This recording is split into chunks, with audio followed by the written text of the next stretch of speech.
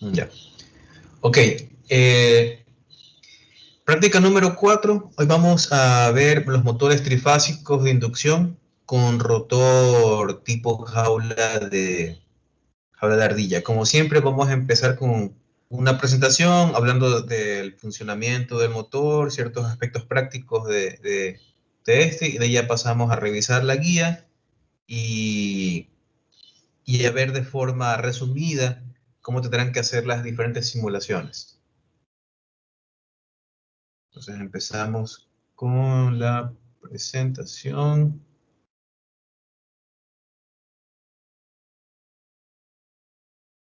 Un ratito.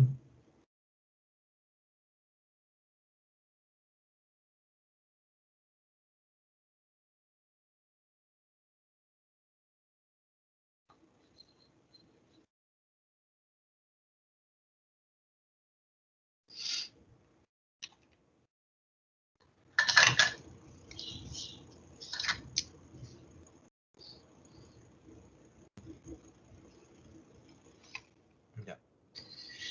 Bueno, objetivos: ser capaces de demostrar y explicar el funcionamiento de los motores de corriente alterna de inducción, caracterizar un motor de corriente alterna de inducción trifásico, obteniendo sus curvas de torque, velocidad, potencias activa y reactiva, observar la relación entre torque, velocidad, corriente de línea y potencias activa y reactiva respecto a la velocidad, y entender la relación entre la frecuencia y secuencia de alimentación de las fases del motor y su velocidad y sentido de giro.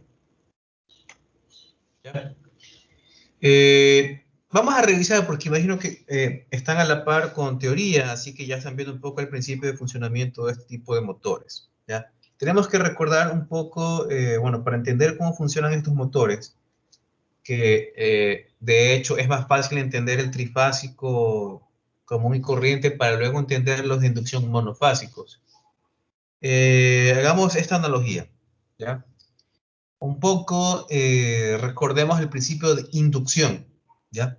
Es muy fácil cuando hablamos, por ejemplo, de un hilo o hablamos de una bobina, ¿verdad? De cobre, por ejemplo.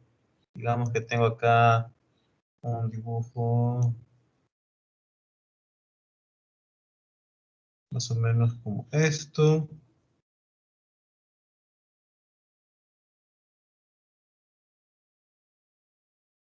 Lo típico, por ejemplo, tienen aquí una bobina de cobre y se conecta esto más o menos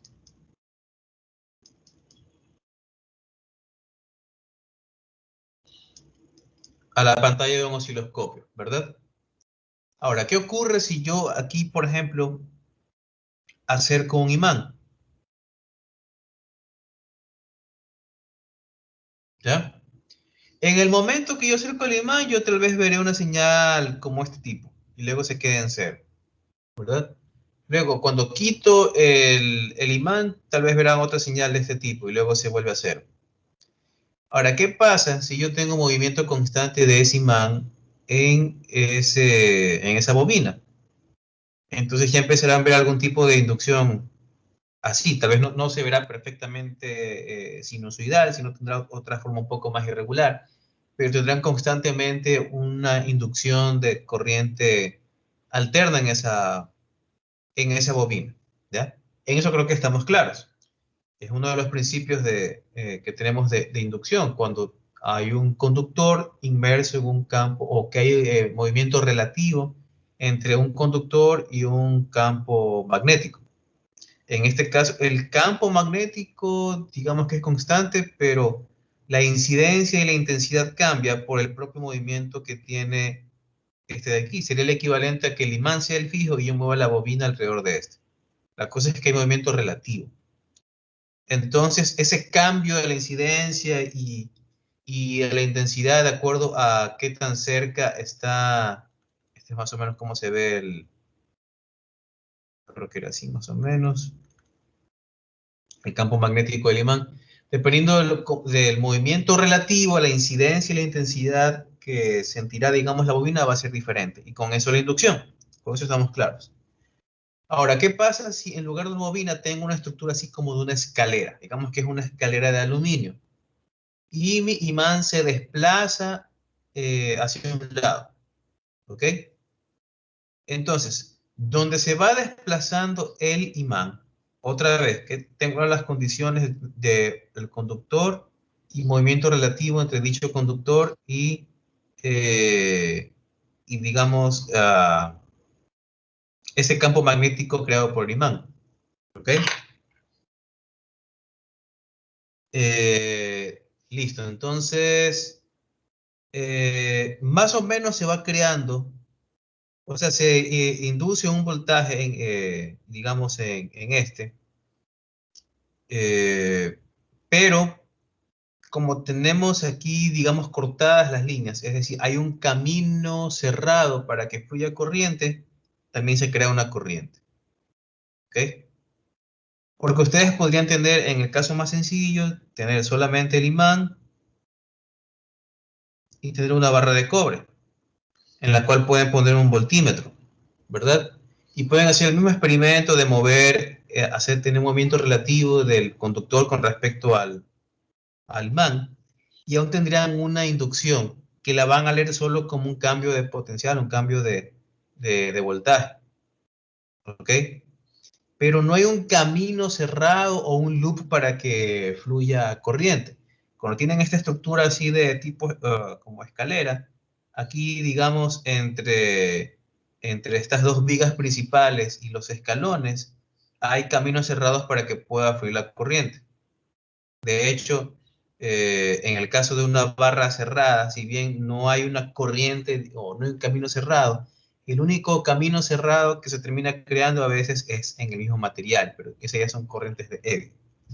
En todo caso, aquí sí hay un camino para que se para que se creen estas corrientes. Hay un cambio de potencial que ocurre y al encontrar un camino cerrado, tenemos estas direcciones de corriente.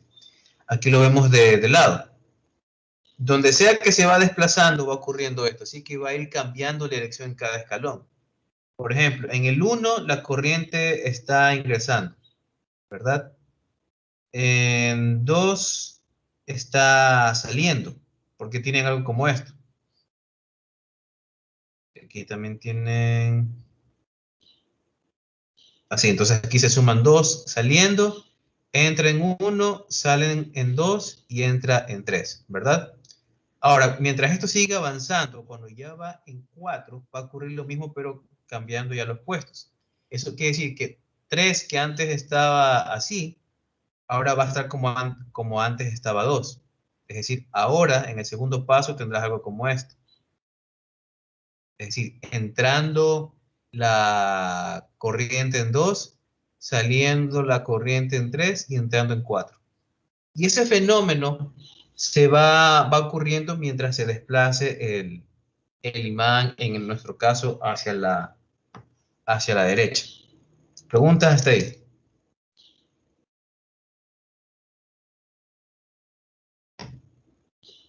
Seguimos entonces. Ahora imagínense que tienen todo esto cerrado, ¿verdad? Unen estos, estos extremos y forman esta estructura. Esta es la famosa estructura de jaula de ardilla. El nombre viene por la similitud que tiene con esas rueditas de hámster o tal vez por ahí equivocadamente a ardillas, ¿ya? Pero se refieren a ese tipo de rueditas y es así la estructura en un rotor real, donde tienes dos anillos que son de aluminio normalmente y tienes aquí las barras de aluminio, ¿ya? Y todo el espacio que queda intermedio, que sería el núcleo, está hecho de acero laminado. Acero laminado eléctrico con las chapas aisladas entre sí y compactadas, dejando el espacio necesario para que aquí vayan la estructura de la jaula de ardilla, de las barras de aluminio que están cortadas en su extremo. En este caso, por cortadas me refiero a que hay un cortocircuito como para que pueda haber circulación de corriente, por ejemplo, así, como veíamos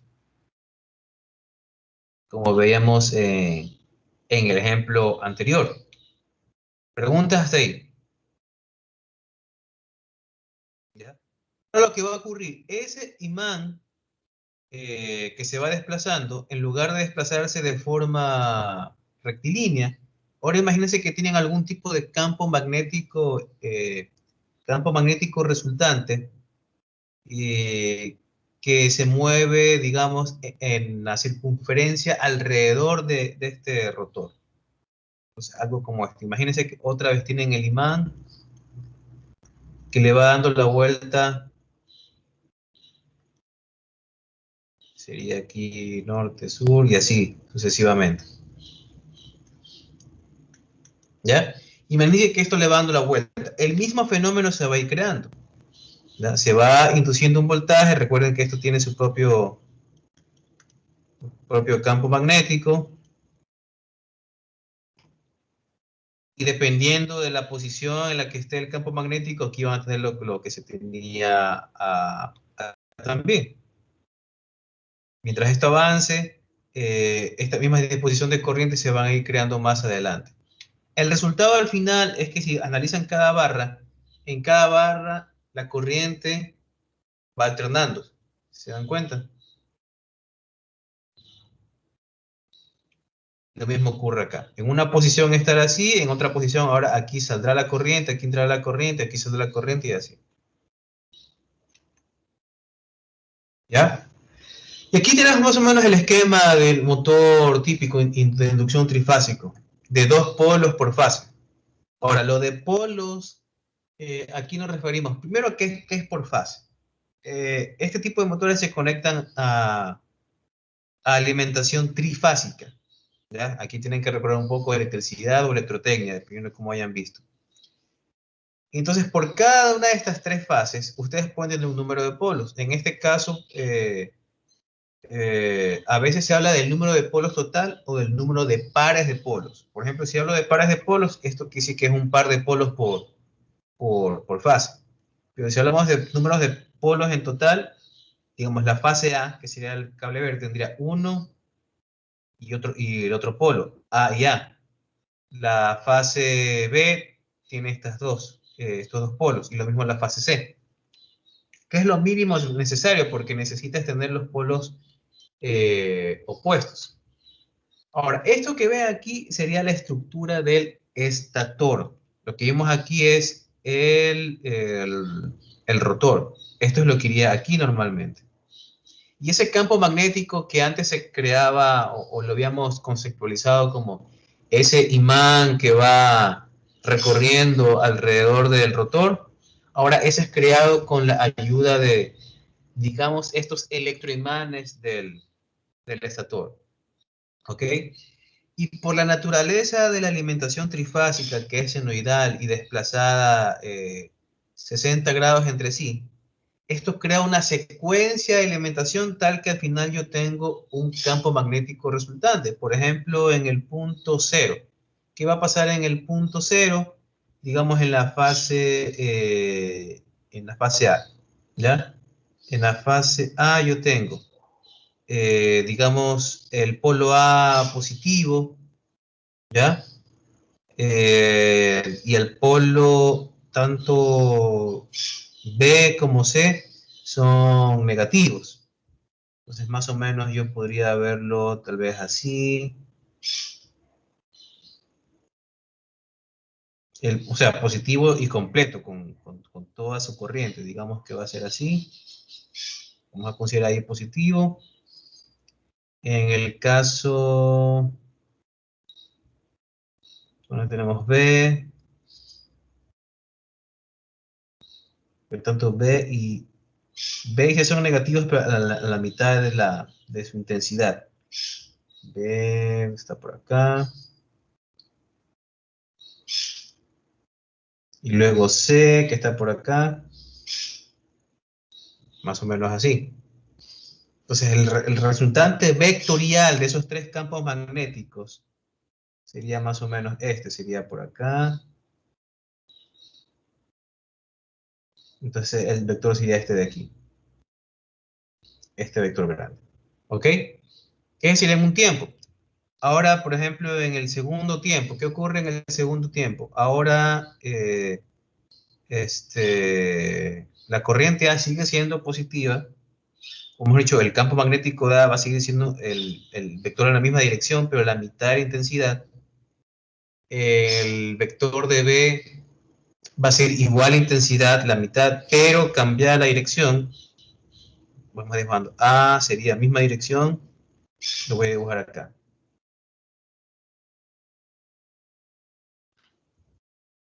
¿Ya? Eso sería A, la misma dirección. B, que antes estaba así, ahora va a estar para acá.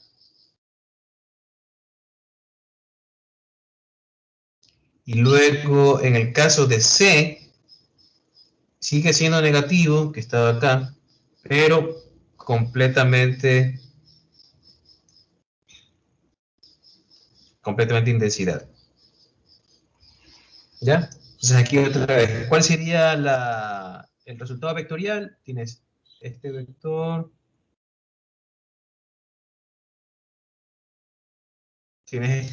entonces el resultado vectorial sería algo como esto. Aquí fue esto. Luego, en el punto 3, ¿qué ocurre en el punto 3? La corriente o digamos, el campo creado por B sigue con la misma dirección, pero ahora es su intensidad completa. Entonces tenemos algo como esto, más o menos. Y luego, ¿qué tenemos? Tanto B como C son negativos y con la misma intensidad media. Entonces B, que sería negativo, sería por acá. Perdón, B es así. Y más bien A y C son negativos a la mitad de intensidad. Entonces A, luego como esto. Y luego C, también que sería negativo, sería para acá. Algo como esto. ¿Ok? ¿Cuál sería el resultado vectorial de esto?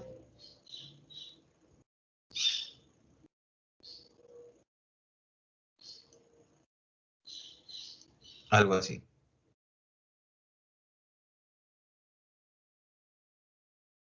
¿Ya? Este es paso 1, paso 2 y paso 3. Ahora, ya podemos ir más o menos viendo un patrón en este caso. Ya podemos incluso intuir que tal vez el 4 va a ser recto y hacia arriba. Vamos a ver si es cierto. El B sigue siendo positivo, pero disminuye a mitad su intensidad. B estaba acá. Entonces ahora tenemos esto para B. ¿Ok?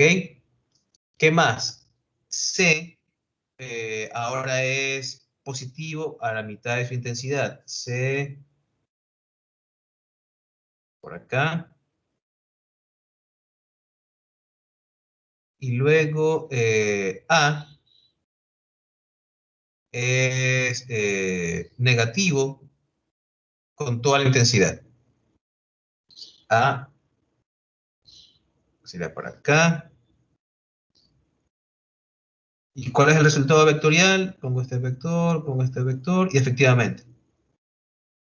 Entonces, dése cuenta de algo, que el campo magnético o el vector del campo magnético resultante de todos estos polos, dada la naturaleza secuencial que tiene la alimentación trifásica, por sí sola va creando como un campo magnético que va rotando, el vector resultante.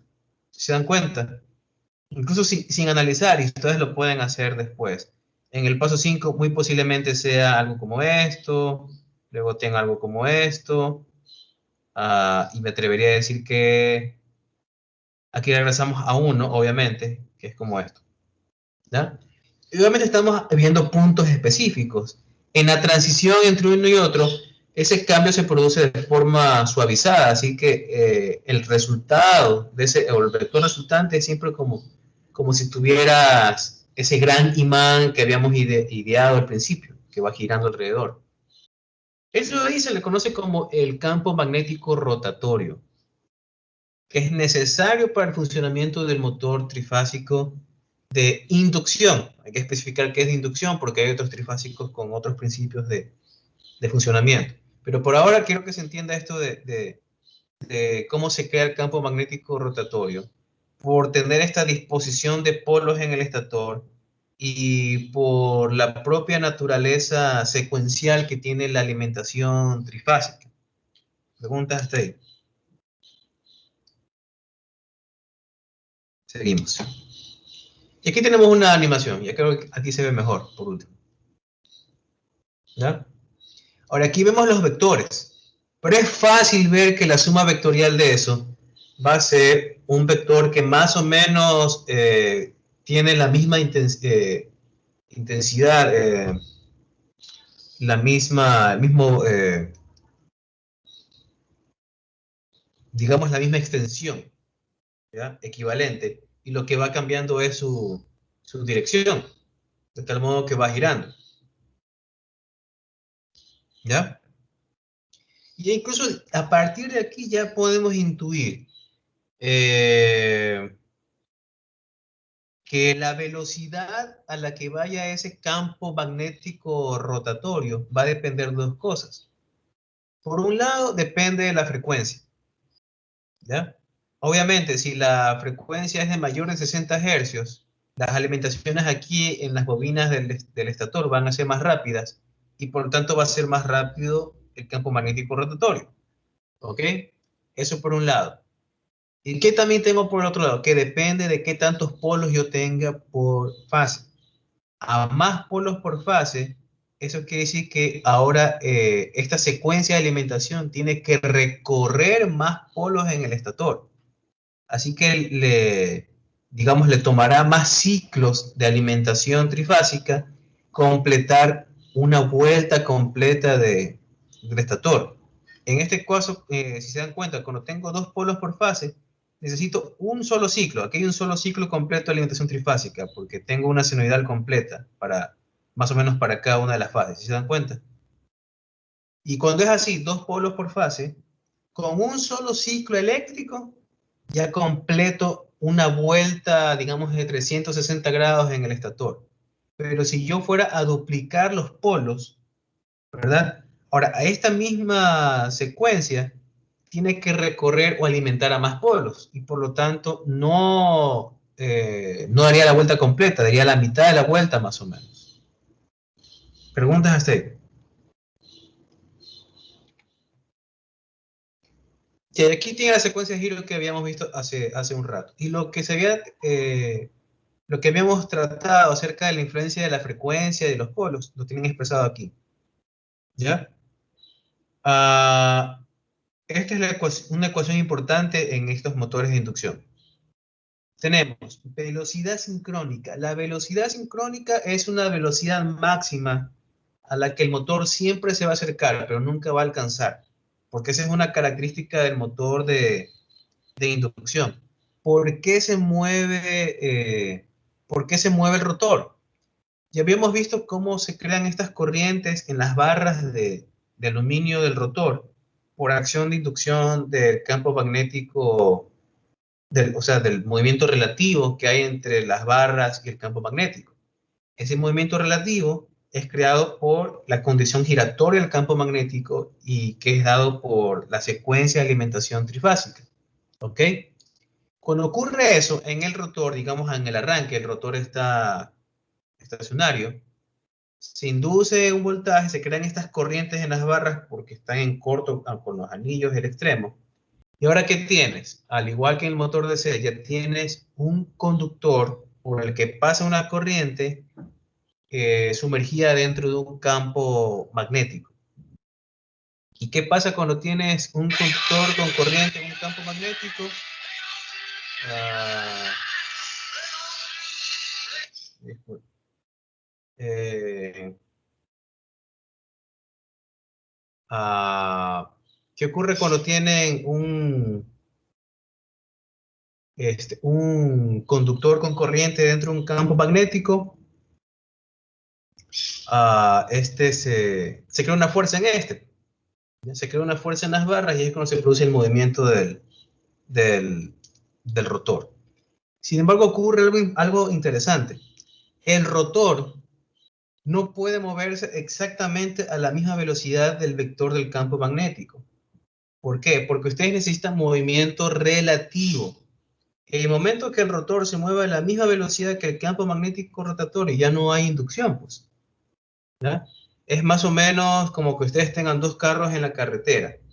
Para que exista inducción, quiere decir que si ustedes están en un carro, ustedes deberían ver que los otros carros lo pasan. ¿Ok? Si el otro carro está exactamente a la misma velocidad, ustedes desde el carro lo ven al otro como si está estacionario. ¿Ya? Y lo mismo ocurre aquí. Para que exista la inducción en primer lugar, para que se induzca un voltaje y por consecuencia una corriente en las barras del rotor, tiene que haber movimiento relativo entre las propias barras y el campo magnético. Pero si ambas están bloqueadas a la misma velocidad, entonces las barras lo que observan es el mismo vector de campo magnético que no cambia. Para que exista esto, entonces siempre hay una diferencia. Y normalmente lo que ocurre es que en algún momento, durante el arranque, cuando ocurre esa sincronización, como se pierde la inducción, se termina perdiendo también el torque que se genera en el rotor y este comienza a desacelerarse. En el momento que se desacelera, otra vez vuelvo a tener movimiento relativo. Y ahí sí se vuelve a hacer la inducción y se vuelve a generar las fuerzas en las barras por Lorentz y se vuelve mover el rotor. ¿Ya? Pero al final se termina esto estabilizando en un punto tal que la velocidad del rotor casi que alcanza la velocidad sincrónica, que es esto de aquí. La velocidad sincrónica sería como la velocidad del campo magnético rotatorio.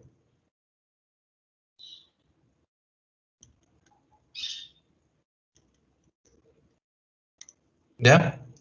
Casi lo alcanza, pero nunca la va a alcanzar por su propio principio de funcionamiento. No puede, si no perdería torque. Entonces es una velocidad máxima de referencia. ¿Ya? Ahora, ¿qué va a ser igual eso?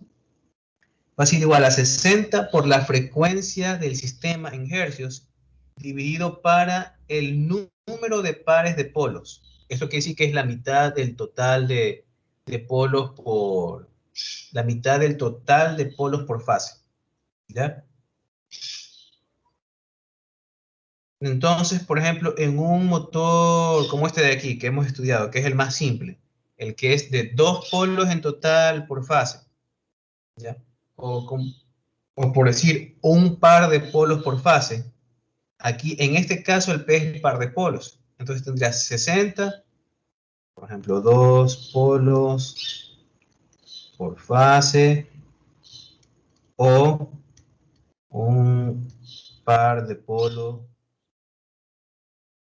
por fase.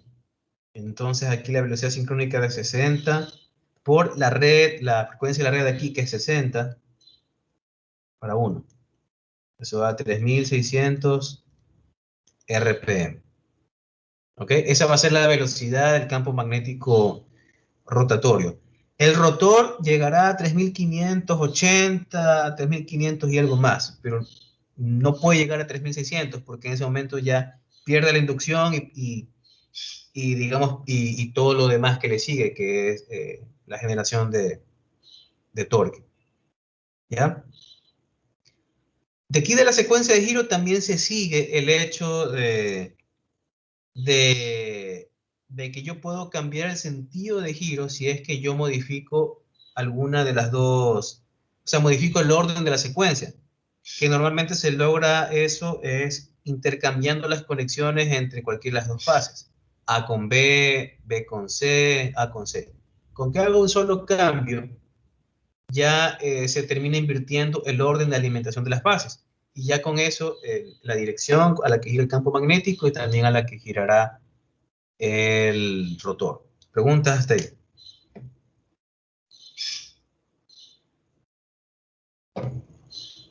Seguimos.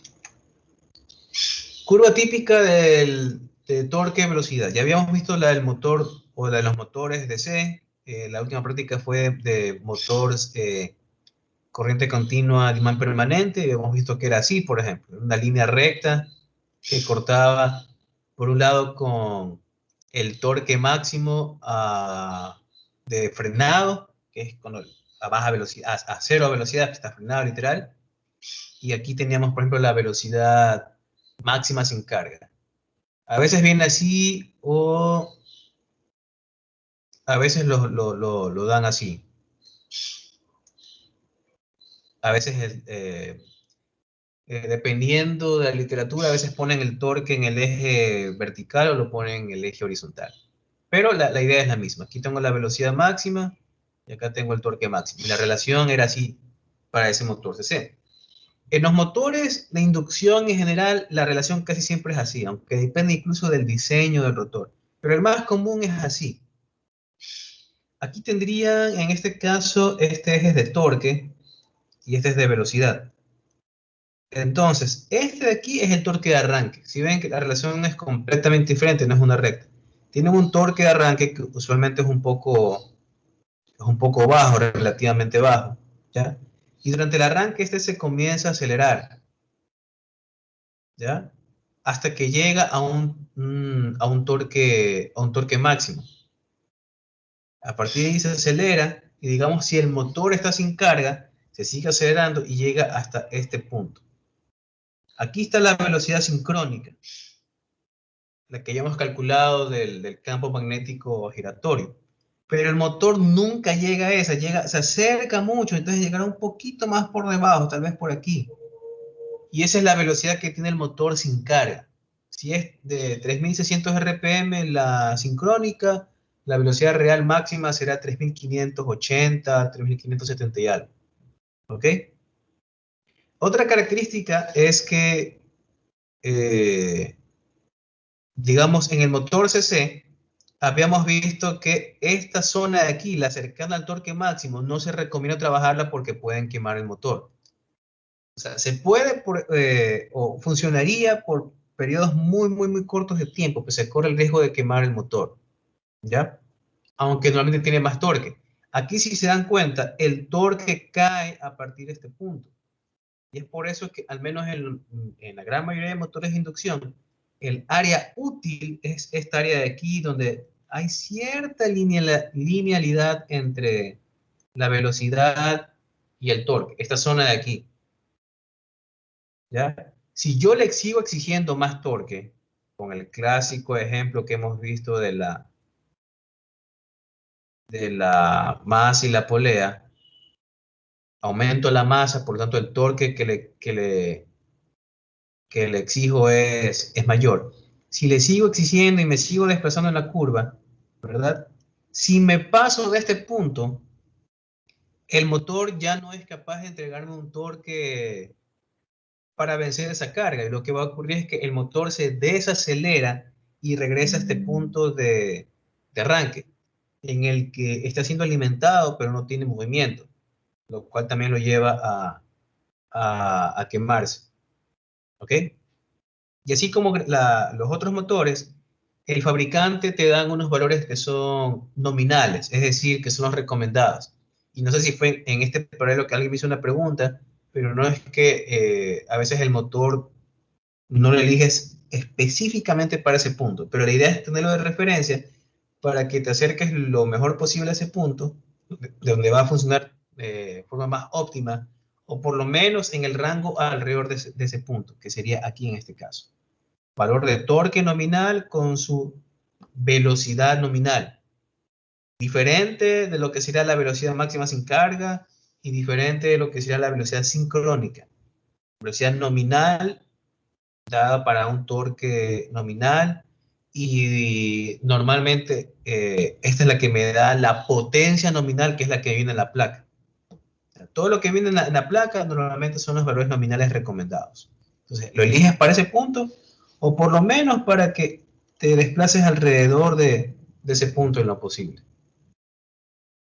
¿Ok? Ahora, otra propiedad de estos motores es el slip o deslizamiento. Es la diferencia entre la velocidad real del motor y la sincrónica que habíamos visto es como la referencia máxima, a la que se puede estar acercando por poco, pero nunca llega. Cuando yo le exijo mayor torque al motor, el ejemplo de aquí, aumentar la masa o el radio de la polea, ¿verdad? Me desplazo en la curva de torque, sería como verlo hacia la izquierda, ¿ya? Y a partir de ahí, si se dan cuenta, obviamente aumenta el torque y disminuye la velocidad. Y por ejemplo, desde la velocidad sin carga a la velocidad nominal, hay una diferencia. Esa diferencia que hay o mejor dicho, entre la velocidad sincrónica y la velocidad ya con carga normalmente, y a mayor carga, mayor es la diferencia, eso se conoce como deslizamiento, que lo ven aquí como el porcentaje de diferencia entre la velocidad sincrónica y la velocidad del motor, la real. Preguntas hasta ahí. A mayor carga va a aumentar el deslizamiento, obviamente. Ya. Influencia de la corriente y factor de potencia. Si vemos con respecto a la carga, y aquí tenemos la velocidad, la curva de corriente es así. En el arranque tenemos una corriente alta. A veces puede ser 5, 6, 8 veces la corriente nominal, lo cual tiene sentido porque en este caso cuando recién se arranca, la corriente alimenta las bobinas del estator y en las bobinas del estator no hay ninguna interacción con el rotor, porque el rotor en el momento del arranque está completamente estacionario, ¿ya? Ya cuando se comienza a acelerar, así como en el motor CC, la propia armadura comenzaba a interactuar con el imán permanente los imanes permanentes del estator, aquí también comienzan a interactuar. Y eso hace que en el estator también se induzcan unas corrientes en sentido contrario a la alimentación. ¿Ok? De tal modo que ya la corriente neta va disminuyendo. ¿Ya? Y va disminuyendo a mayor velocidad de rotor, porque esa corriente inducida en el estator depende de la velocidad del rotor. Entonces, por eso ustedes ven esta tendencia a la baja. ¿Ya? Luego, aquí tenemos la del torque, que es similar a la que ya habíamos visto, con el torque de arranque, que es un porcentaje apenas del torque nominal, luego este torque máximo y aquí la zona útil del motor. ¿Ya? Y luego aquí tenemos el factor de potencia. Aquí es cuando hay que tomar en cuenta el factor de potencia porque estamos hablando de, de corriente alterna. Y el motor siendo una carga inductiva, dependiendo de su punto de operación, tendré diferentes desfases entre las curvas de corriente y las curvas de voltaje, lo cual se termina reflejando en el ángulo que hay entre las diferentes potencias presentes. Tengo la potencia activa, la reactiva y la aparente. ¿Ok? Entonces, dependiendo del punto de operación, eh, cambiarán los valores de potencia activa y reactiva y por ende el ángulo y como consecuencia el coseno phi, que es el factor de potencia. Igual como ustedes verán, alrededor de la zona nominal, que en este caso también se la conoce como full load, carga completa o carga, se me fue otro nombre, carga plena, también en español, o rated torque, es lo mismo, nominal. La recomendada, torque recomendado con la corriente nominal que tendría aquí y el factor de potencia nominal. Están más o menos cerca al punto óptimo de factor de potencia, por ejemplo, que es mejor cuando se acerca más a 1, o sea que aumenta aquí. Pero aquí en la zona nominal tenemos un buen factor de potencia que es 0.8. Y si se dan cuenta, mientras el motor esté subutilizado, que sería una mala selección, aparte de costosa, el factor de potencia se deteriora. Entonces no crean que ya porque sobredimensionan la selección y necesitaban tanto y dicen, no, no, compra un motor más grande. No están ahorrando nada. Aparte de que la inversión fue mayor, están haciendo que funcione de forma no óptima, y el factor de potencia es de mala calidad, que es algo que de ley les toca corregir en la planta, lo que va a significar mayor inversión en la corrección de potencia con el banco de capacitores y todo lo demás. ¿Ya? Aparte de ser un motor subutilizado en general. Ahora, un motor incluso aquí convendría más bien hasta sobreutilizarlo en cierta medida y aún tendría buen factor de potencia. Ya pasado, digamos, el punto de torque máximo, donde el motor ya es inutilizable, también coincide con ya con un factor de potencia que tiende a la baja. Así que igual no me sirve trabajarlo en esa región. ¿Ok? ¿Preguntas hasta ahí?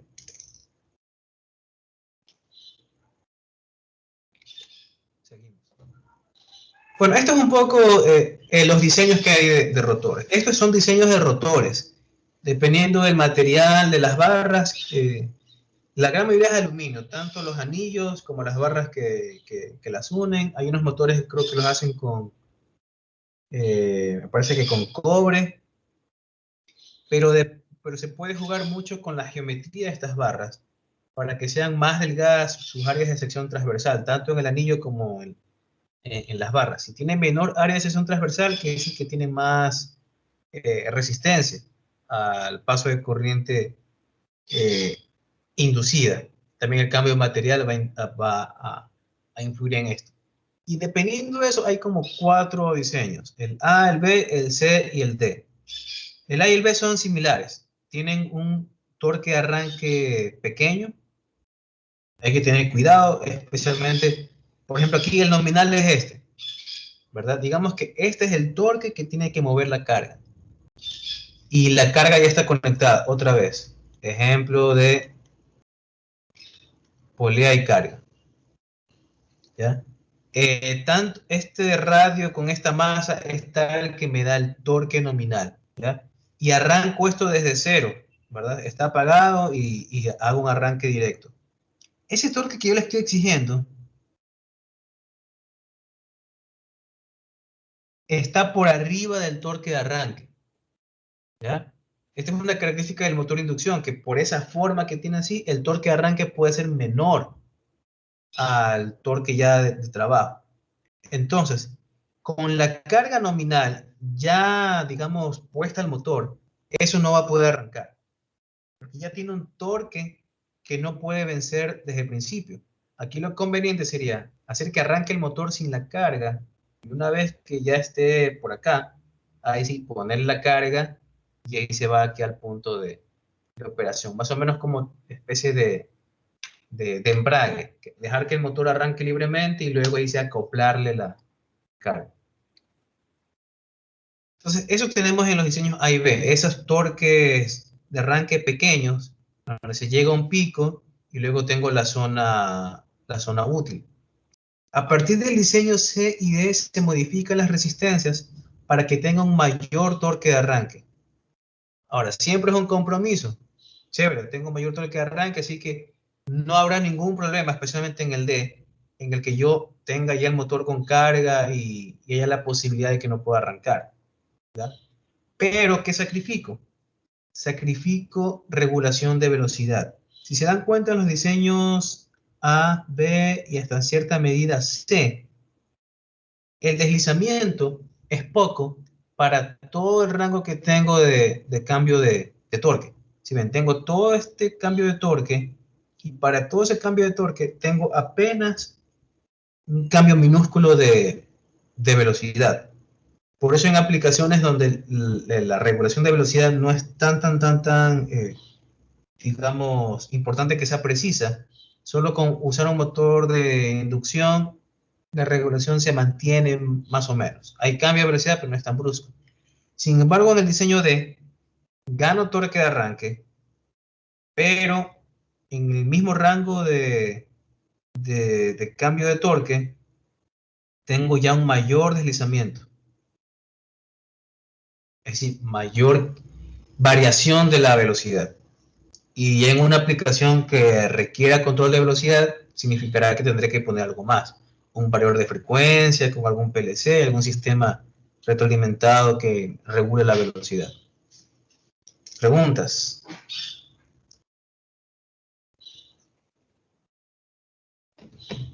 Seguimos. Esta es una de las gráficas que tendremos que se van a lograr con la práctica, que es la eficiencia o rendimiento del motor de inducción trifásico. ¿Ok? Aquí tenemos porcentaje de la potencia mecánica. Esto es lo que entrega el motor.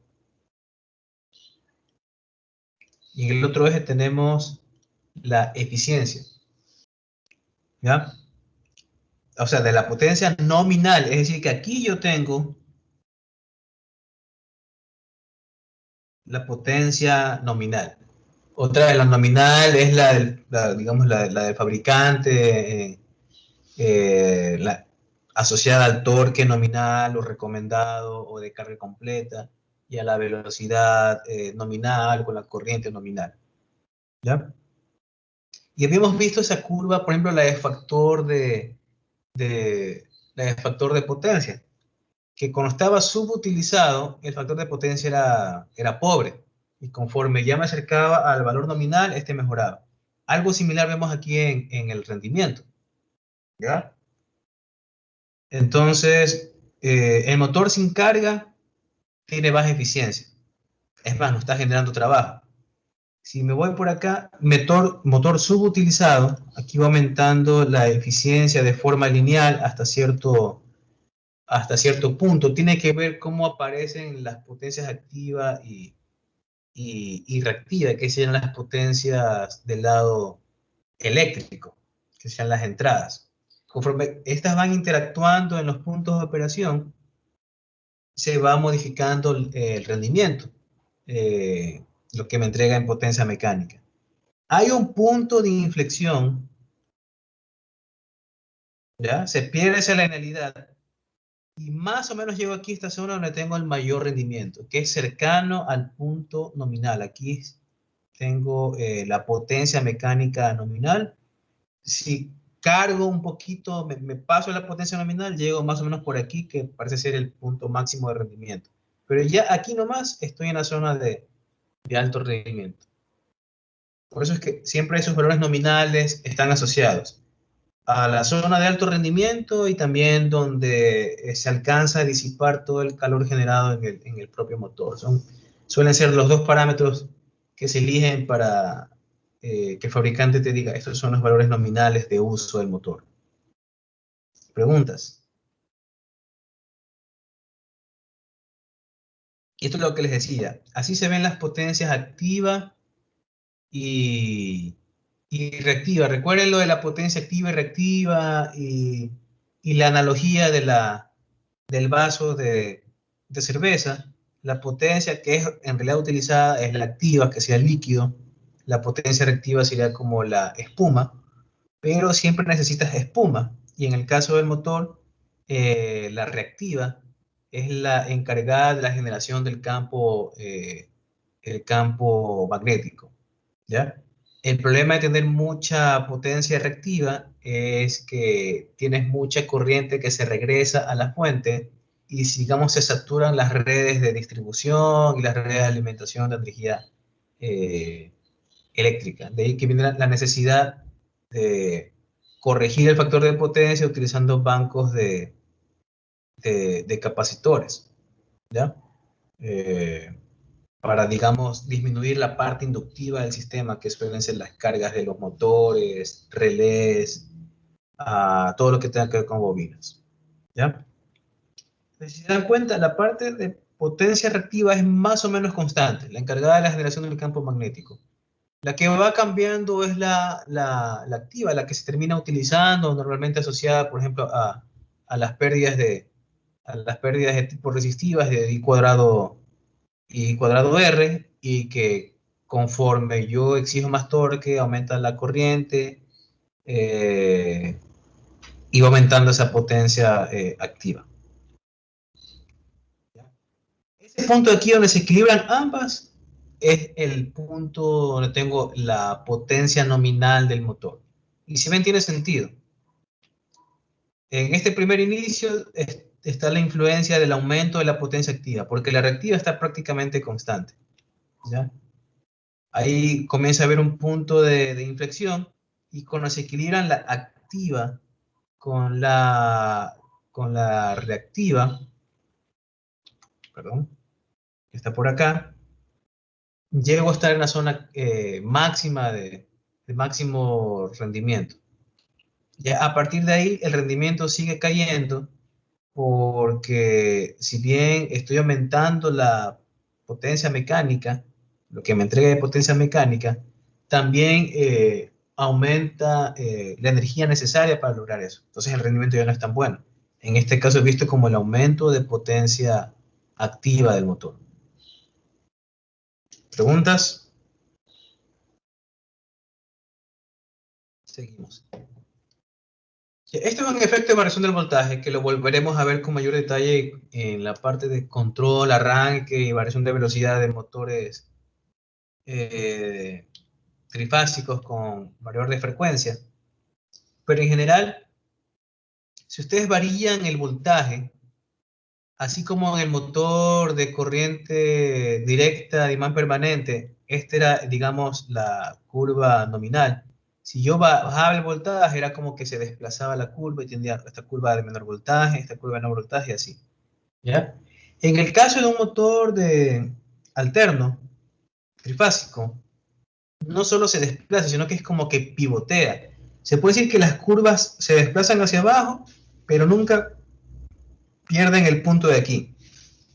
Porque sin importar qué tan bajo es el voltaje, recuerden que la velocidad sincrónica a la que casi llega sin carga, ¿verdad? En la velocidad máxima del motor, depende solo de la frecuencia de la red y el número de polos. Y esas dos no cambian por el voltaje, así que por eso ese punto se mantiene. Lo demás sí va bajando.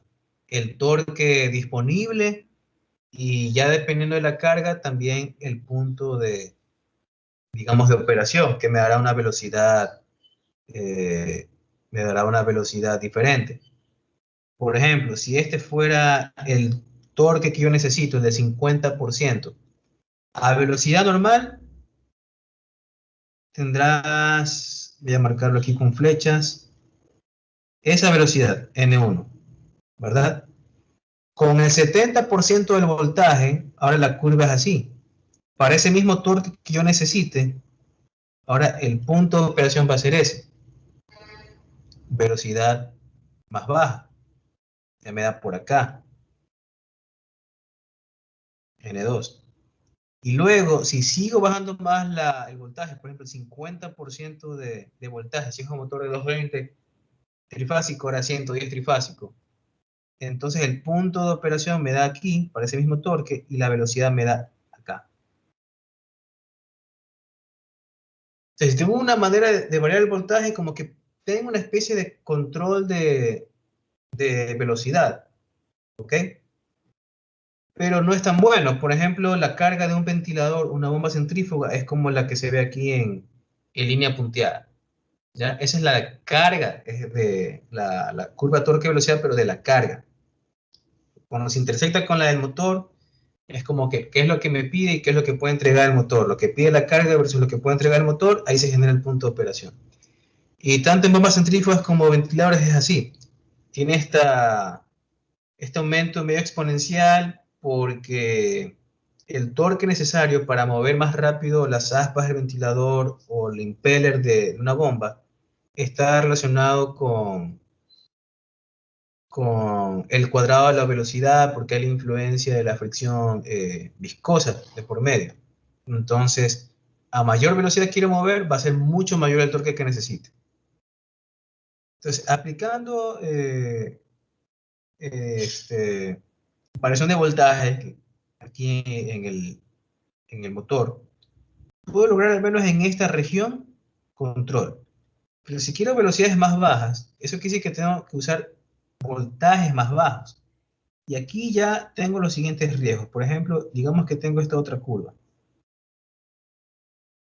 Y que con las justas alcanza a estar por encima del torque de la carga para que pueda arrancar con la carga. Si quiero, este sería mi otro punto con mi otra velocidad aquí N4. Y si quiero aún menor velocidad, será un menor voltaje.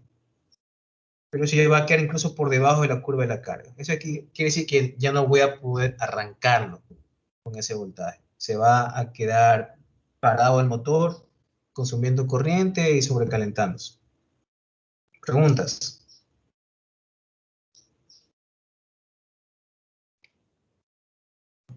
Ya. Y esto es el efecto que hay en usar un variador de frecuencia.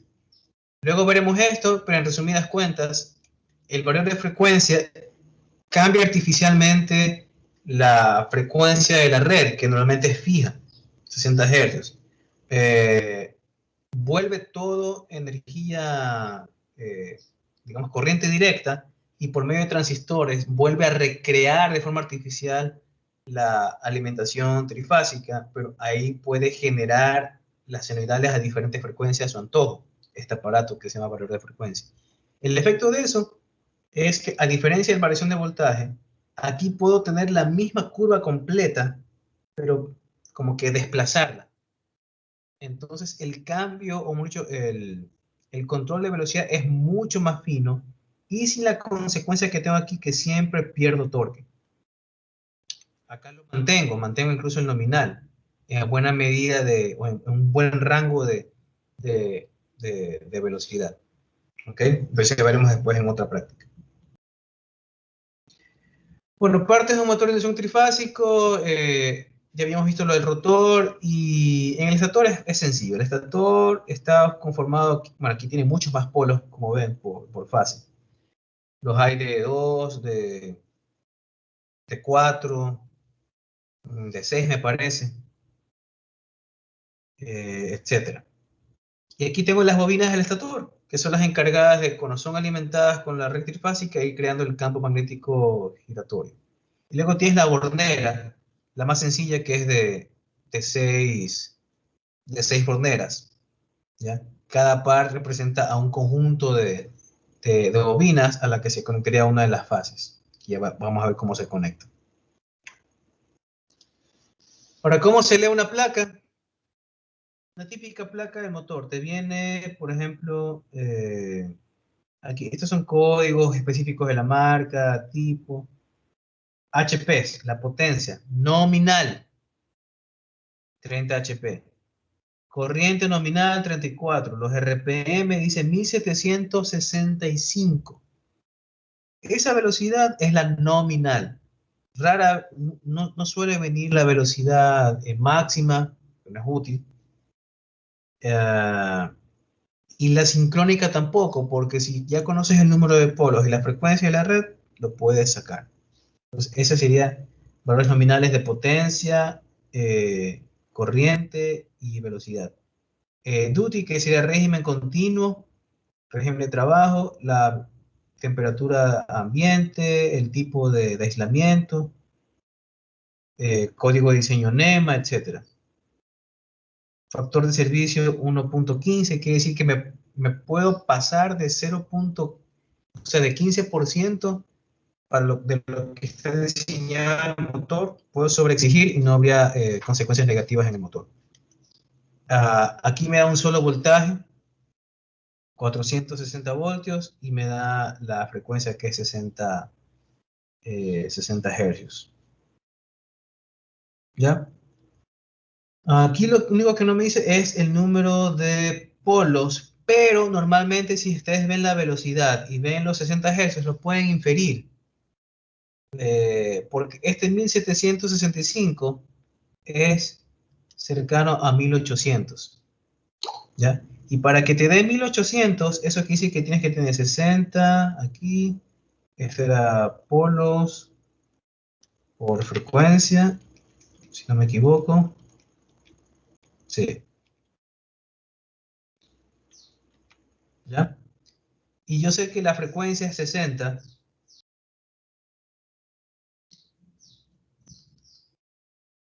¿Ya? Entonces, el P, para que te dé 1800, en este caso esto es 3600, quiere decir que P es igual a 2. Que tienes 2 pares de polos por fase, o 4 polos por fase. ¿Ya? Y aquí tenemos eso, de hecho, aquí me da directamente los polos. 4 polos por fase, un HP de potencia de salida o 0,75 kilovatios. Esto de aquí es importante. 2 voltajes, que eso me viene en los motores. Aparte que trabaja con 2 frecuencias, por eso es que tiene aquí 2 diferentes conjuntos de corrientes. Esta corriente es la de 50 hercios y esta de acá se trabaja con 60 hercios. Esto es calentamiento a 75 grados y las 2 diferentes velocidades nominales se deben a las 2 frecuencias que tengo aquí. Normalmente viene una velocidad nominal nada más.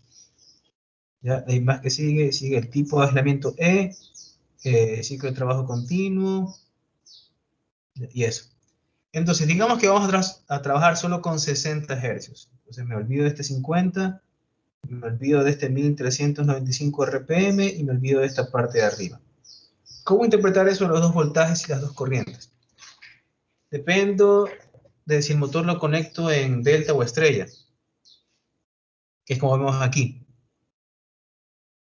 Esto aquí sería tierra, que es la tierra de protección para que toda la carcasa esté a tierra en el caso de que ocurra un corto interno. Esto se va a tierra y no se energiza la carcasa esperando que el operador se vuelva el contacto hacia tierra. ¿Ok? Entonces los 2 voltajes son las 2 opciones que tengo para conectarlo y obtener la misma potencia mecánica nominal a la salida. Si ustedes recuerdan electrotecnia, por ejemplo, un mayor voltaje, ¿verdad? Un mayor voltaje, usualmente yo lo podría conectar cuando el motor está en estrella. ¿Ya? Como está aquí. Porque, por ejemplo, si yo conecto esos 400 voltios en delta, yo estaría quemando esas bobinas. La idea es no sobrepasar las corrientes nominales de estas bobinas. ¿Ok? Y la única forma de asegurarme de eso es que usualmente el voltaje más bajo es el que yo utilizo para delta o estrella, y el voltaje más alto está reservado para la conexión Y o estrella. Pero ¿qué ocurre si hago lo contrario? 400 voltios en delta y le estoy mandando 400 voltios en cada extremo de la bobina. La corriente va a ser altísima y la puedo llegar a quemar. Aparte que si yo analizo aquí la corriente de entrada, va a ser este, va a ser excesivamente alta. ¿Ok? Entonces, cuando ustedes vean estas placas, el voltaje menor es para delta y el voltaje mayor es para Y. Ahora, la consecuencia de usar una y otra depende del voltaje disponible y también depende de qué tanto corriente yo quiero de arranque. Por ejemplo, con delta utilizo menor voltaje, pero voy a necesitar mayor corriente, 4 amperios más o menos aquí, en nominal. Con Y conectado a casi 400 voltios, la corriente disminuye cerca de la mitad. ¿Ok? ¿Esa parte dice se entiende? Esto es un poco recordando lo que habían visto en,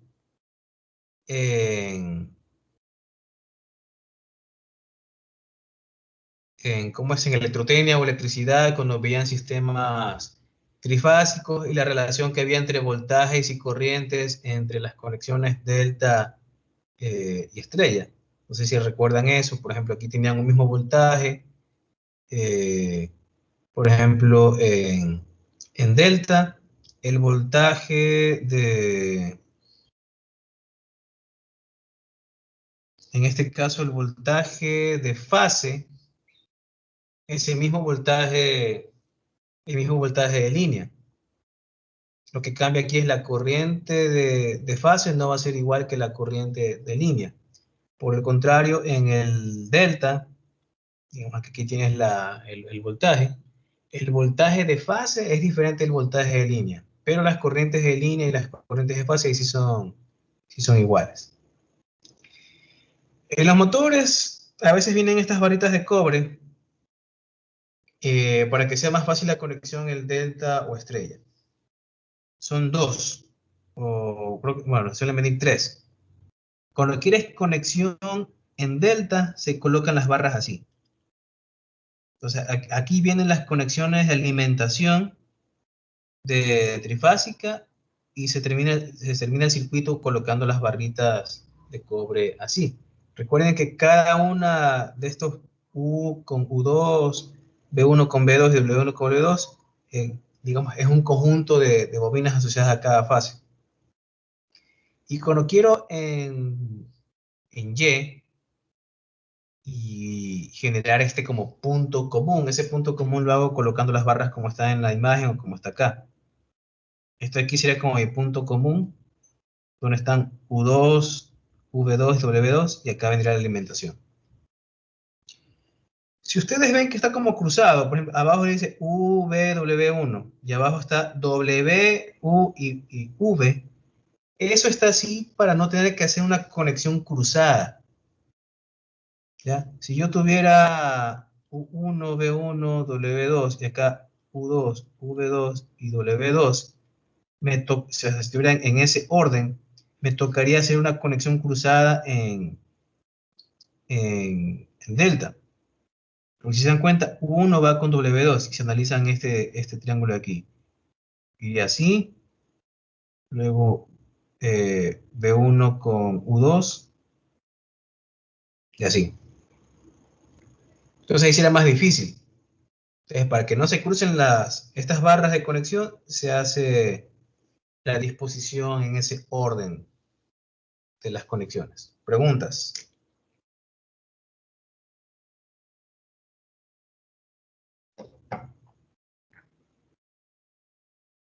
¿Preguntas? Ya, si no hay preguntas, tomemos un receso de 5 minutos. Hasta eso vayan abriendo LBSIM. Me avisan si tienen problemas con el código. Por ahora no se ha cambiado el código, así que se va a utilizar el mismo de la clase pasada. No deberían tener problemas en conectarse. Si no, intenten reiniciar el navegador si es que si les da algún problema de servidor o mensajes de problemas en el servidor. ¿No hay preguntas?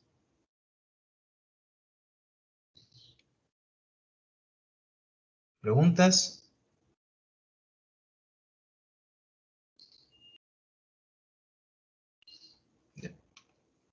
Entonces,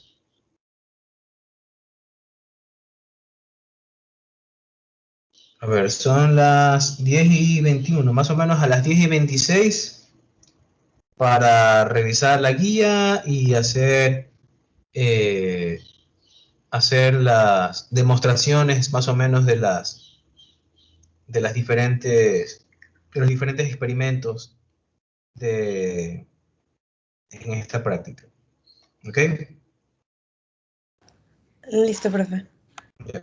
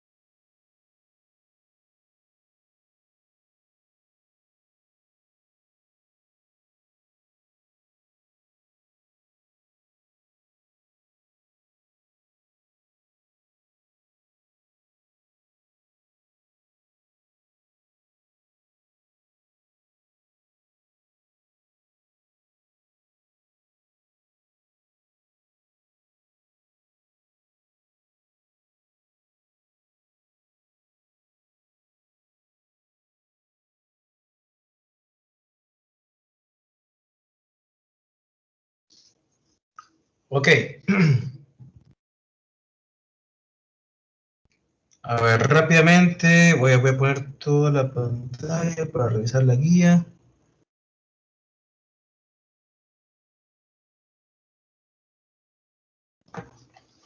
Bueno, aquí está la explicación, lo que ya vimos. Esto también ya vimos. Eso también.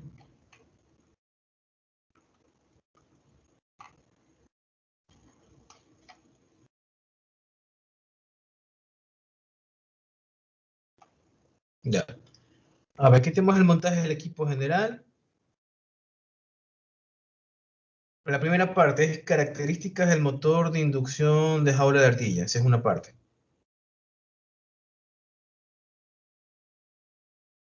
La otra es modificación del sentido de rotación y con eso terminamos. Entonces es un experimento de dos partes. Claro que la primera es un poco larga. Entonces, como en las otras, haré demostraciones de algunos de los puntos de datos que hay que tomar. Ustedes sí tendrán que tomar toda la lista que les indica la tabla de datos. Entonces vamos con el montaje del equipo. ¿Qué necesito? Necesito la fuente de alimentación 8821, el que funciona como dinamómetro fuente de alimentación,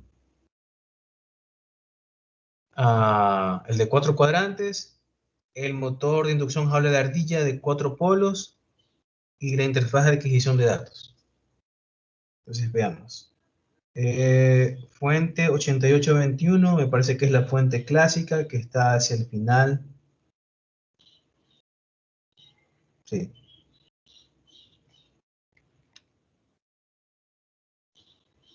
Luego, dinamómetro y fuente de alimentación de 4 cuadrantes es el que utilizamos en la clase pasada. También está hacia el final.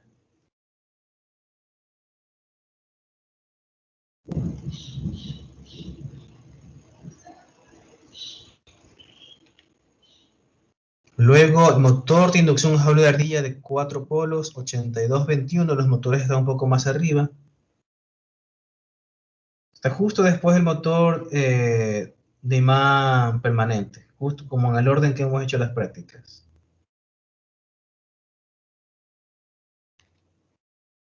¿Ya? Y luego la interfaz de adquisición de datos 9063.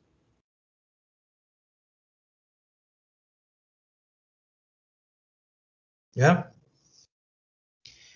Ya no necesito nada más de aquí, así que mando esto para acá. Hay que hacer el acople mecánico, que ya sabemos cómo se hace. En el equipo real habría que asegurarse que todo está apagado, especialmente la parte de alimentación, etcétera. Conectar la alimentación de baja potencia de 24 voltios al dinamómetro y al módulo de adquisición de datos. Y de una vez conectar los terminales de medición de velocidad y torque desde el dinamómetro hacia la interfaz. Y luego importar un archivo, así como la clase pasada se importó como una especie de configuración de los aparatos de medición, aquí también toca hacer lo mismo. Y luego, paso 5, que es conectar como se ve aquí. Entonces, los 4 primeros pasos son fáciles de hacer. Conexión mecánica, bajo de los paneles, con clic derecho, bajar panel frontal, clic aquí, clic acá para generar la banda virtual. Luego, otra vez clic derecho para subir los paneles.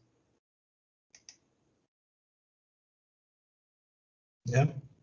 Luego me hablaba de la alimentación de baja potencia, que viene de aquí, es la de 24 voltios. Para el sistema de adquisición de datos y luego para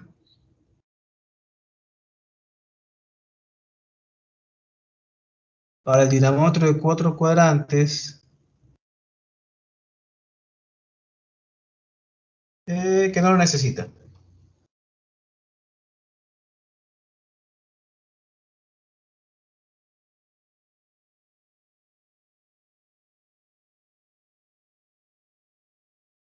Sí, tiene su propia alimentación. ¿ya? Y luego importar el archivo DAI.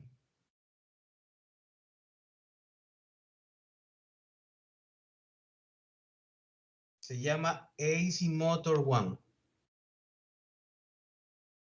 Si le sale ese mensaje de algo de data privacy o lo que sea, denle nomás a aceptar. Y aquí desde archivo nos vamos a archivo, importar.dai, importar a partir de un servidor y busco el que dice AC Motor One, que es el primerito. En importar. ¿Ya? Y esto ya me crea los aparatos de medición necesarios para mi práctica. Recuerden, puede ser que no les salga esto de archivo, edición, ver si es que tienen el mensaje que tienen que darle a aceptar o algo por el estilo. Le dan clic en aceptar y desaparece esto.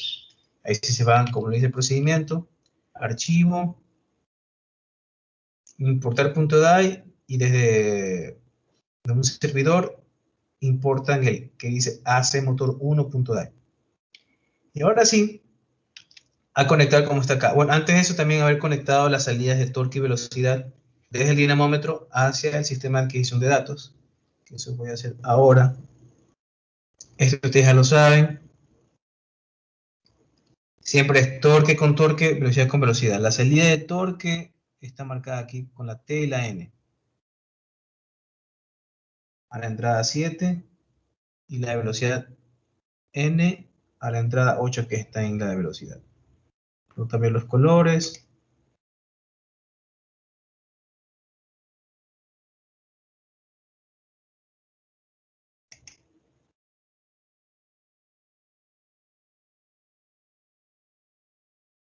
Y aquí falta la referencia de tierra, digamos. Referencia analógica, acá la referencia analógica.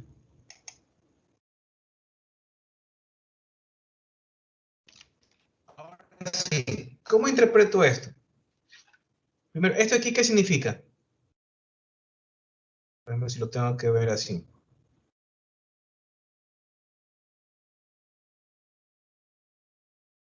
¿Qué significa esto de acá?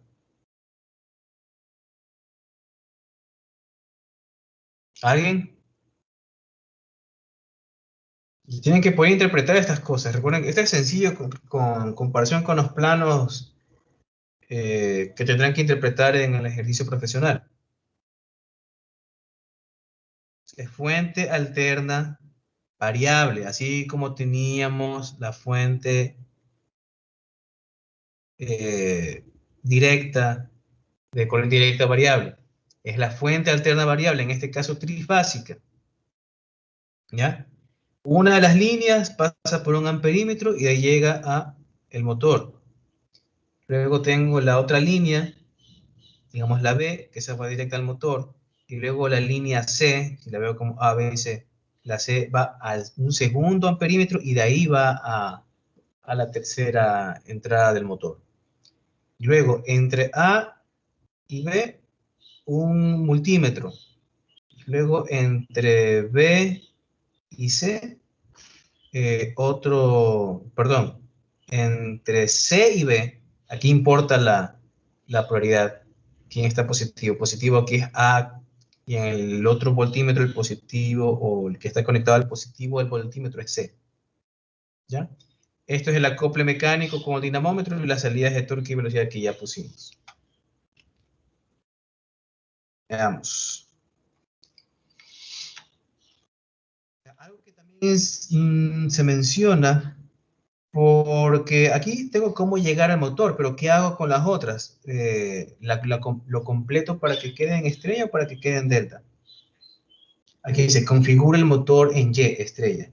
Y ya vimos que para tener un motor estrella, que sea así, creamos un punto común. ¿Sí ven? Acá es donde llegarían las conexiones y las otras hay que interconectarlas. Entonces ya de entrada esto queda así.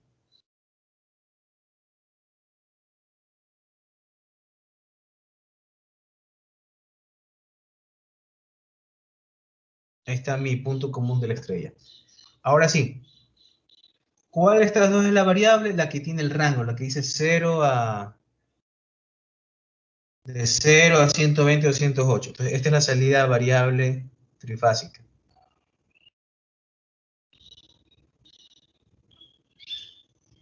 En la primera línea va a ir un primer amperímetro y de ahí el motor. Entonces, aquí sale una primera línea a un amperímetro y de ahí, por ejemplo, la primera línea del motor.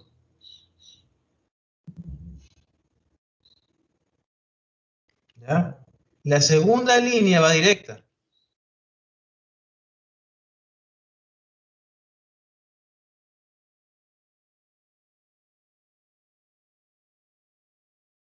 Le cambio el color para que se parezca.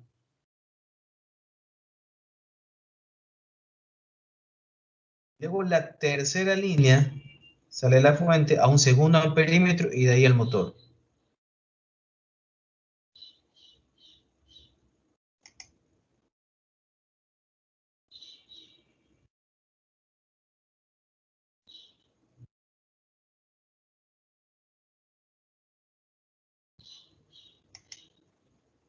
Cambio el color.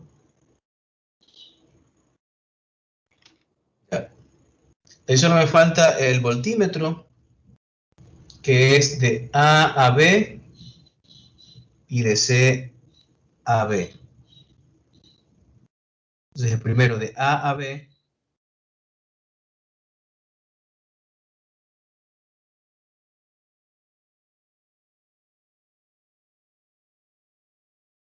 Cambio el color para poder diferenciar. Y el otro voltímetro va de C a B. Entonces, aquí va este de aquí.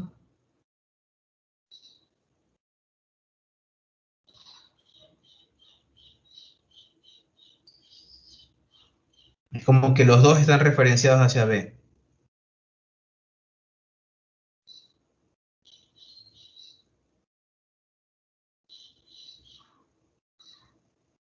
¿Ya? Y esto está todo.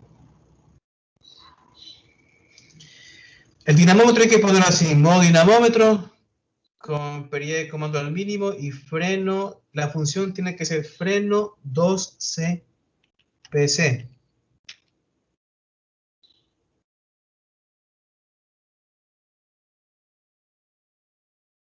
Vamos acá al dinamómetro, nos acercamos bien, se enciende, que también ya vamos encendiendo las aparatos de medición. Modo operación dinamómetro, eso lo hago con esto de aquí, ya está en dinamómetro por defecto. Periodo de comando al mínimo y en la izquierda, ya está. Y la función freno 2CPC, por ahora está como freno 2CPC.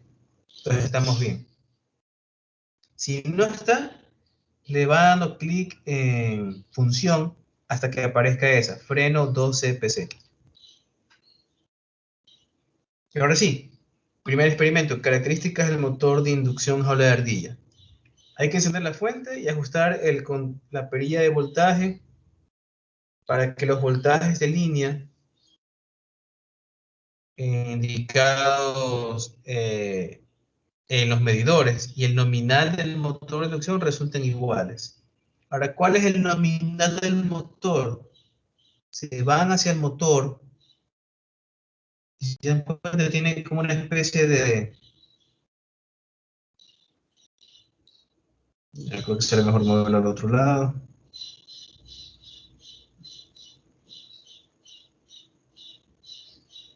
Ya.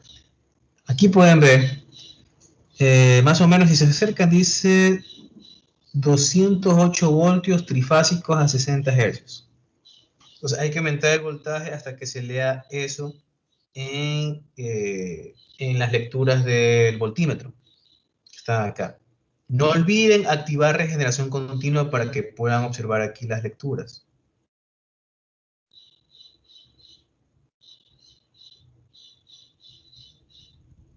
Esto de aquí. ¿Ya?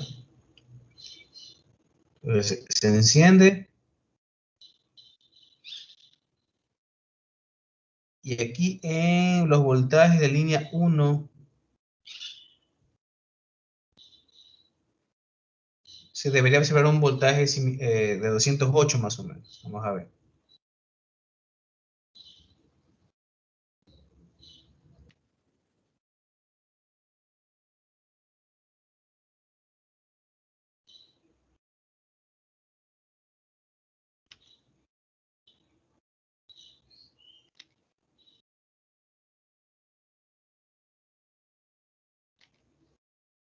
Me pasé un poco.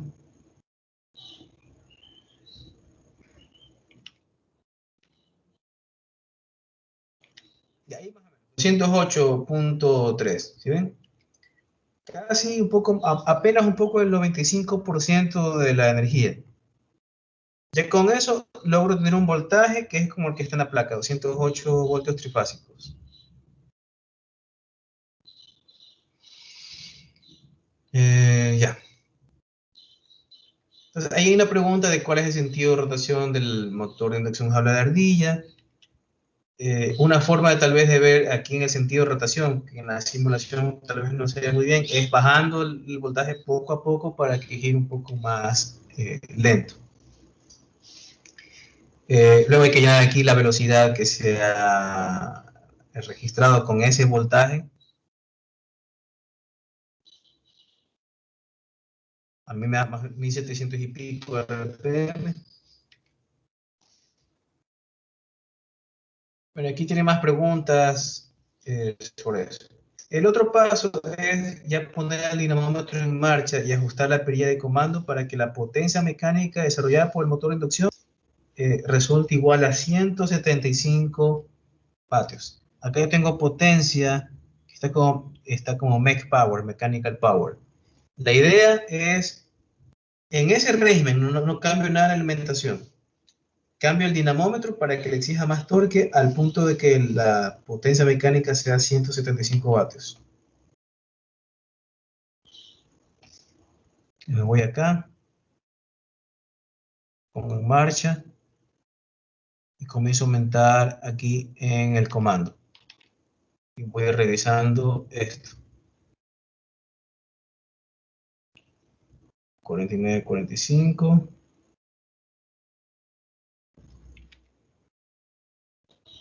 60.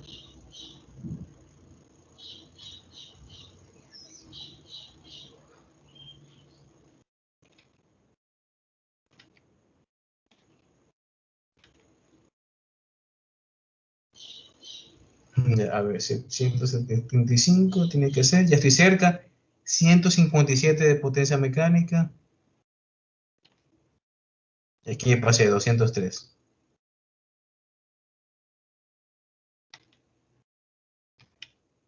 Ahí, 173 puntual. Ya, ahí va por ahí. Ustedes lo van a hacer con más detalle.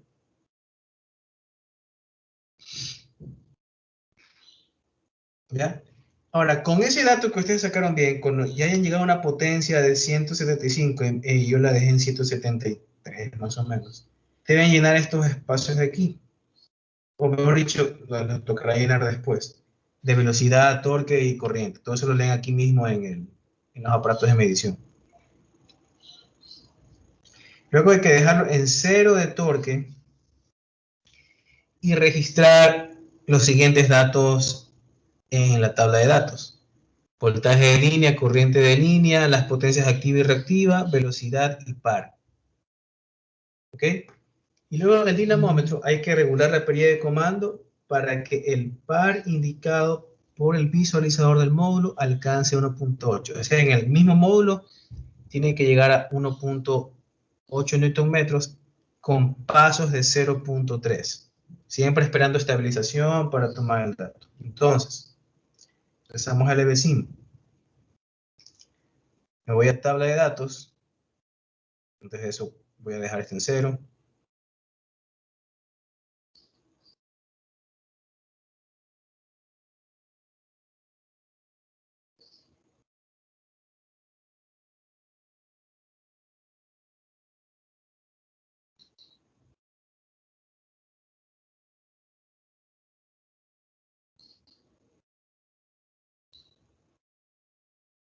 Ya. Entonces, ahí a la tabla de datos. ¿Y aquí qué se va a adquirir? Corriente, voltaje de línea, corriente de línea, las potencias, torque y velocidad. Eso lo hacemos aquí en parámetros de registro.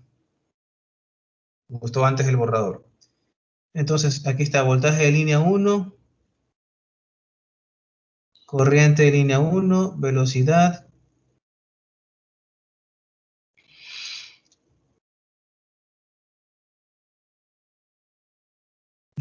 Acá está el torque,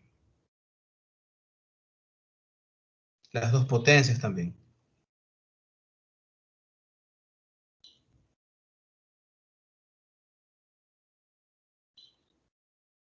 A ver, potencia activa.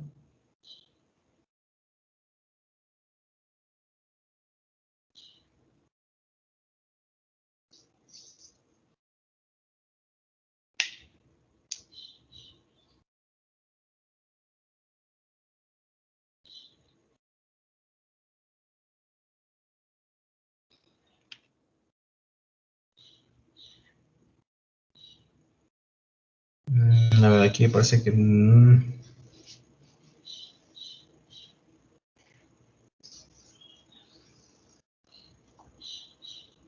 ya. Aquí lo pueden notar por las unidades, perdón. Es potencia activa y reactiva. La activa es la que va a estar en watts. Entonces es esta de aquí. La M13, que está como P electric nada más. Potencia activa porque está en watts. Y la reactiva que está en bars, o voltamperio reactivo, que sería la que tiene PQS1 más PQS2. A aplicar y aceptar. ¿Ya? Y ahora sí, van aumentando el torque exigido en pasos de 0.3 hasta llegar a 1.8 y en cada caso van tomando el dato. Por ejemplo, ahí estoy en 0. Voy a aumentar.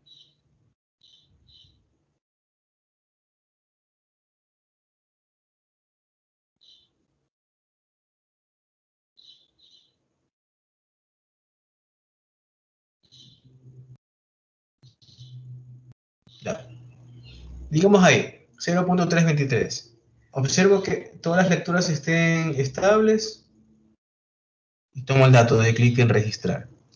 Luego sería 0.6.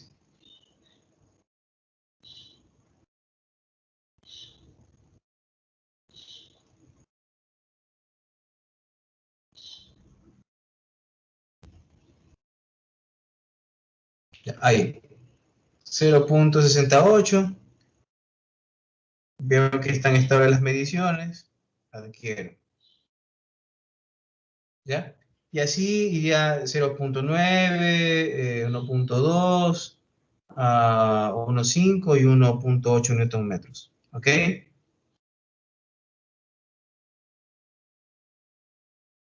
Preguntas hasta ahí.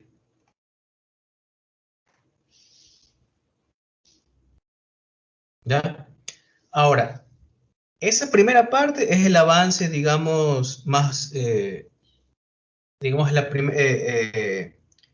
es, digamos, de la toma de datos total, solo una parte, porque hay que seguir tomando datos con aumento de torque. Solo que en los primeros puntos, los saltos o pasos son más grandes, de 0.3. Digamos que ya llegué a 1.8, de hecho lo voy a poner aquí, como que ya llegué a 1.8, porque luego tienen que seguir avanzando, pero con pasos ya de 0.1 newton metros, más pequeños.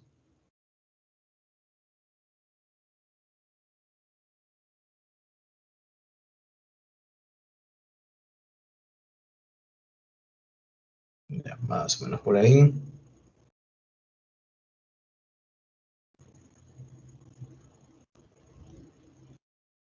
Ya, digamos que ya está. Llegué a los 1.8 newton metros, veo que no cambia nada mucho. Clic en registrar.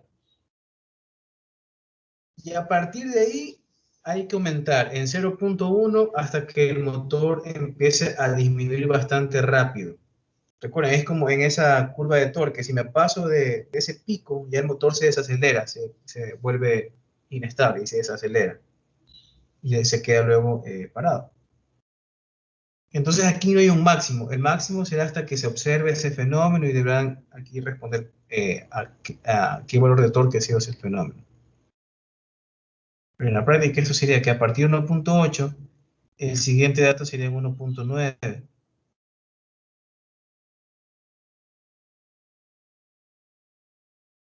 Se observa que no haya mucho cambio y se adquiere.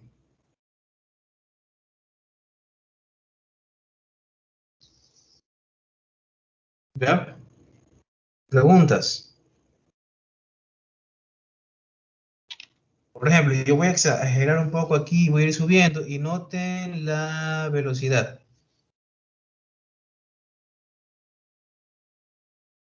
Obviamente que tiene que disminuir, pero hay un punto cuando van de 0.1 a 0.1 aumentando en que ya la velocidad empieza a desplomarse.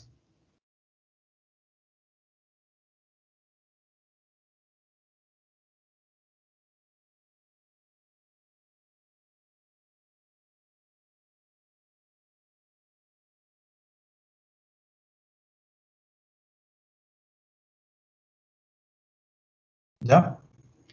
Por ejemplo, ahí tengo 2.3 newton metros. Y ahí se volvió a estabilizar.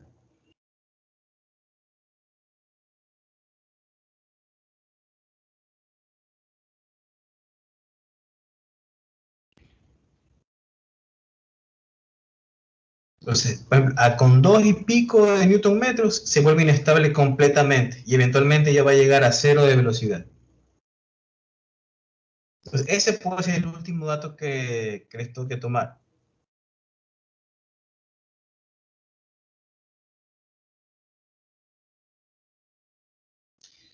Y bueno, aquí hay unas instrucciones en las que tienen que guardar esa tabla de datos siempre y generar unas gráficas que ya vimos cómo se hace en la clase pasada.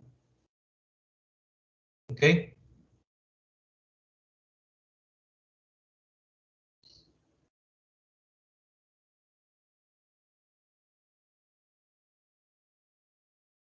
Preguntas hasta aquí. ¿Ya? Aquí son más preguntas acerca de ese procedimiento del que ya se tomaron datos. Recuerden que pueden graficar si quieren en el programa o grafican aparte, pero deben cumplir con todo lo del rotulado, título, etc.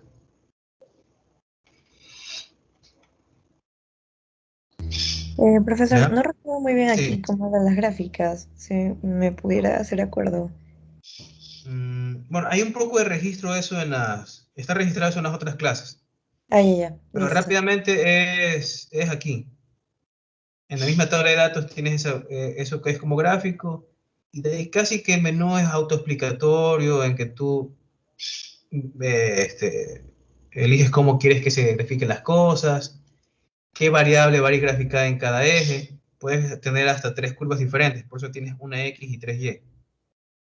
Y de ahí el resto es color, escala y otras cosas. Por ejemplo, lo de escala.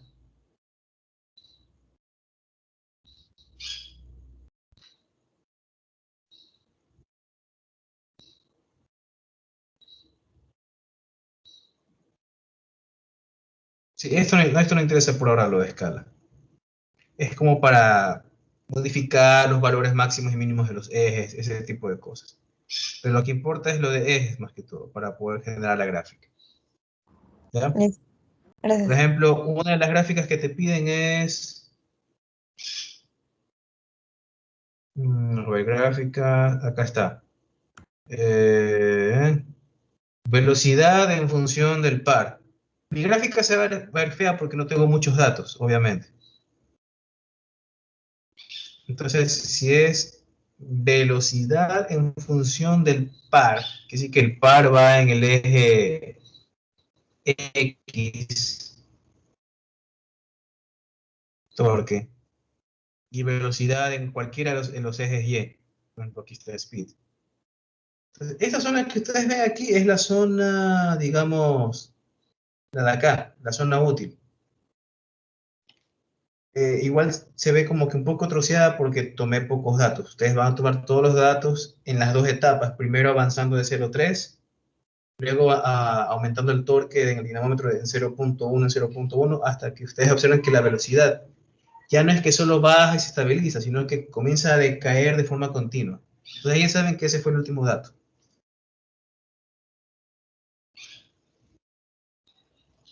¿Ok? Y aquí piden más gráficos. Aquí piden unos gráficos de las potencias, la activa y la reactiva en función de la velocidad del motor. Otra vez, aquí sería ahora velocidad en X en esta ocasión. Y en 2Y pues me podría hacer aquí potencia activa, que es la que está como P electric, y la reactiva que está en volta amperios reactivos, algo así.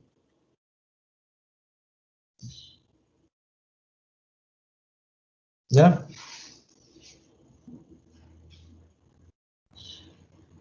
Sí. Preguntas. Ya. Perfecto. Entonces, aquí las otras preguntas. Más gráficas todavía. Ahora, aquí, el sentido de rotación. Este es simplemente cambiando cualquiera. A con B, A con C, B con C, de las líneas de alimentación del motor. Y se verá el efecto. Por ejemplo, aquí.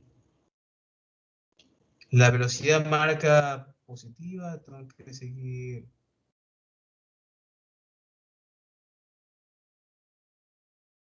disminuyendo esto para que acelere.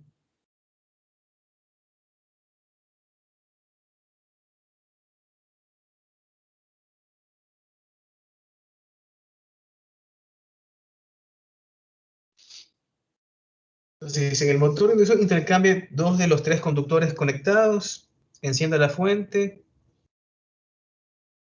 y observe el sentido de rotación.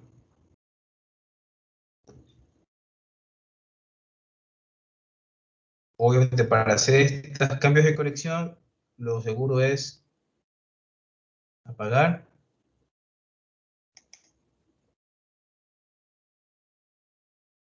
Y, por ejemplo, voy a intercambiar estas dos. Esto lo voy a poner aquí temporalmente, esto va acá, y esto va acá. Intercambié la una con la dos.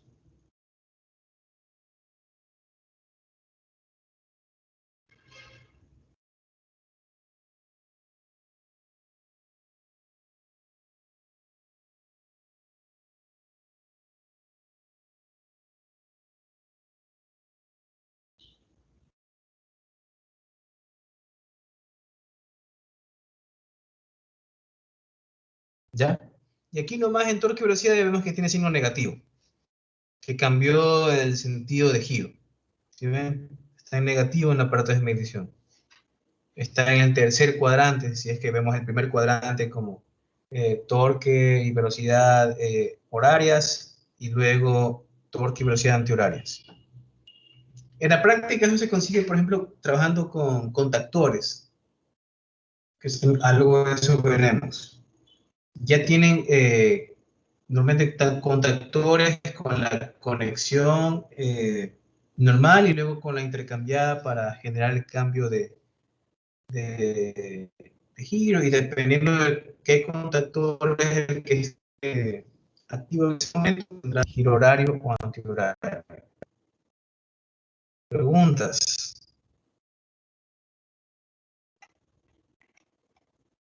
Bueno, si no hay preguntas, eso sería todo, porque aquí tengo la siguiente clase de laboratorio de mecatrónica. Cualquier cosa pueden escribir en el chat de Teams o el correo después. ¿Ya? Si no hay preguntas, entonces nos vemos en la siguiente semana. Muchas gracias, profesor. Listo. Gracias.